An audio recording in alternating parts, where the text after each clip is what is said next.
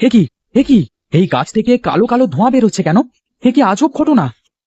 কি রে, তুই আমার থাকার জায়গাটা এভাবে কেটে ফেললি কেন? ওরে বাবা রে, এ যে দেখি কালো দৈত্য! বাঁচাও, আমাকে বাঁচাও! কে কোথায় আছো, বাঁচাও! কে বাঁচাবে তোকে? হ্যাঁ, আমার থাকবার জায়গাটা তুই এভাবে কেটে ফেলেছিস, আর আমি কি তোকে ছেড়ে দেব নাকি? আমি জানতাম না এটা তোমার থাকবার জায়গা। আমি ইচ্ছে করে করিনি। আমাকে ক্ষমা করে দাও। যদি আমি জানতাম যে তুমি এখানে থাকো, তাহলে আমি কখনো এই গাছের আশেপাশে আসতাম না। ছেড়ে দাও, আমাকে ছেড়ে দাও দয়া করে। বাড়িতে আমার অসুস্থ মেয়েটা পড়ে আছে। ছেড়ে দাও আমাকে। ছেড়ে দেব? হ্যাঁ? বেশ, ছেড়ে দিতে পারি, তবে আমার একটা শর্ত আছে। শর্ত? কি শর্ত? আমি তোকে দুটো প্রশ্ন করব। এই দুটো প্রশ্নের উত্তরে যদি তুই আমাকে খুশি করতে পারিস, তাহলে আমি তোকে দুটো উপহার দেব। আর যদি ভুল উত্তর দিস, তাহলে শাস্তি পাবি। কপালে যা আছে তাই হোক। বেশ, ঠিক আছে, করো তুমি প্রশ্ন। বেশ, তাহলে আমার প্রথম প্রশ্ন হচ্ছে, এমন কি আছে যা শহরের মধ্য দিয়ে যায়, পাহাড়ের মধ্য দিয়ে যায়, জঙ্গলের মধ্য দিয়েও যায়, কিন্তু নড়তে পারে না? এ আবার কেমন প্রশ্ন? এ তো বড়ই কঠিন। আমি আমি এটা কিভাবে পারবো?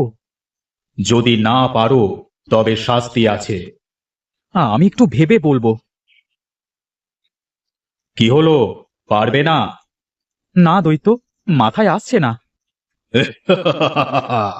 তাহলে শাস্তির জন্য প্রস্তুত হও।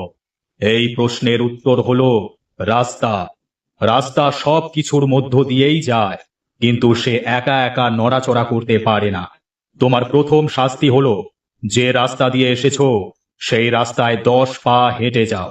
10 পা হেঁটে যাওয়ার পর তুমি দেখবে একটি কালো বাছুর সেখানেই অপেক্ষা করছে। তাকে নিয়ে এসো। আচ্ছা, বেশ।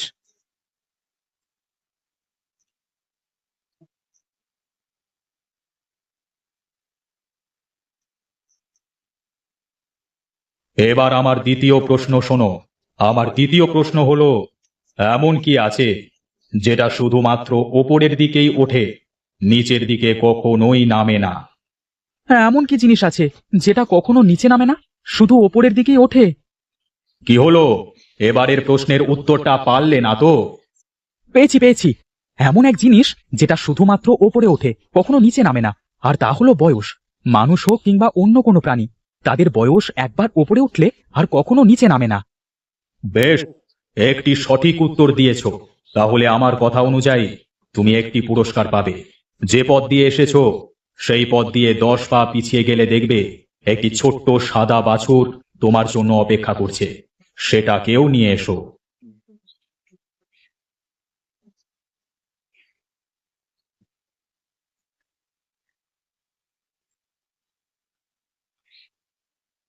এই দুটো বাছুর আমি তোমাকে দিলাম। কালো বাছুরটা হলো তোমার শাস্তি, আর সাদা বাছুরটা হলো তোমার উপহার। তুমি যখনই কোনো ভালো কাজ করবে, এই কালো বাছুরের জন্য তোমার সেই কাজটা নষ্ট হয়ে যাবে। আবার যখন তুমি কোনো বিপদে পড়বে, তখন এই সাদা বাছুরের জন্য তোমার সেই বিপদ কেটেও যাবে।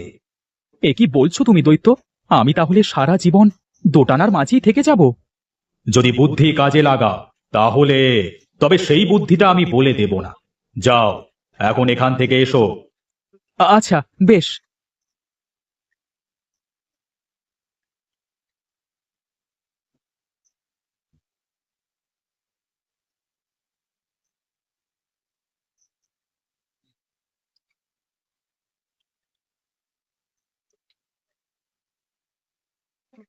ইরে মা, তোর জ্বর কমলো?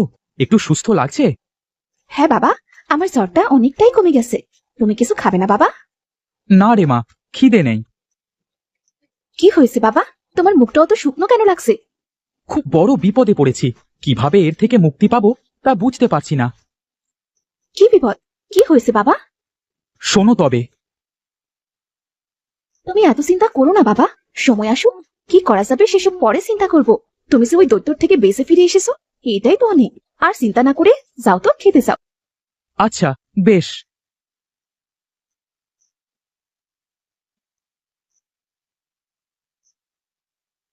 কি হে কাঠুরে, বাড়ি আছো নাকি? এই তো কর্তা বাবু, আপনি এসেছেন যে?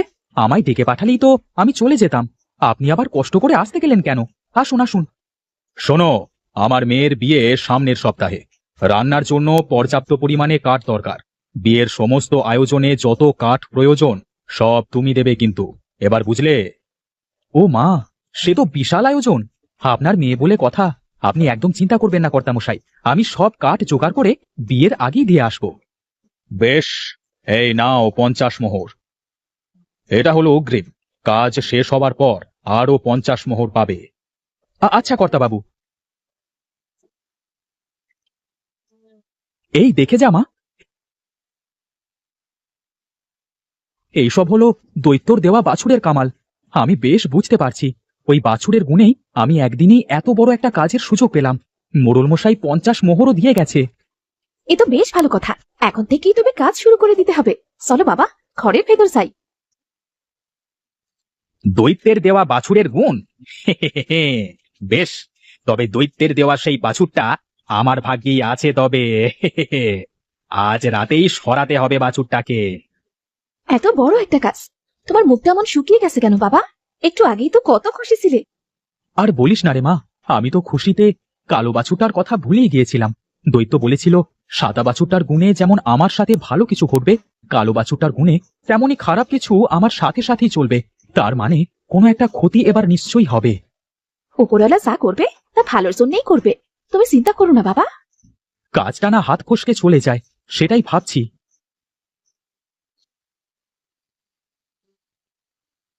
কি ব্যাপার? এখানে তো দুটো বাছুর, এর মধ্যে কোনটা দৈত্যের দেওয়া সেটাই তো বুঝতে পারছি না। এক কাজ করি, দুটোই নিয়ে কেটে পড়ি। না না না না, দুটো নেওয়াটা ঠিক হবে না। দুটো নিলে আবার সহজেই ধরা পড়ে যেতে পারি। আমি বরং ভাবি কোনটা দৈত্যের দেওয়া।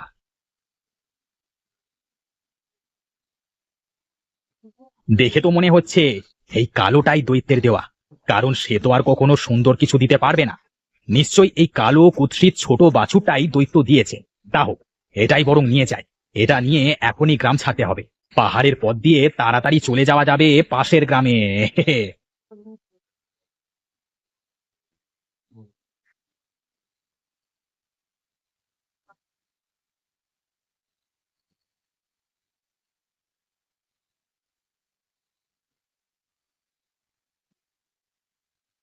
আহ!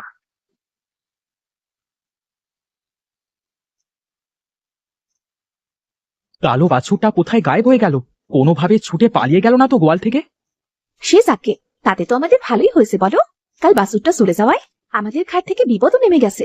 এবার আমাদের আর কোনো অকল্যাণ হবে না বাবা। যা হয়েছে তা ভালোই হয়েছে।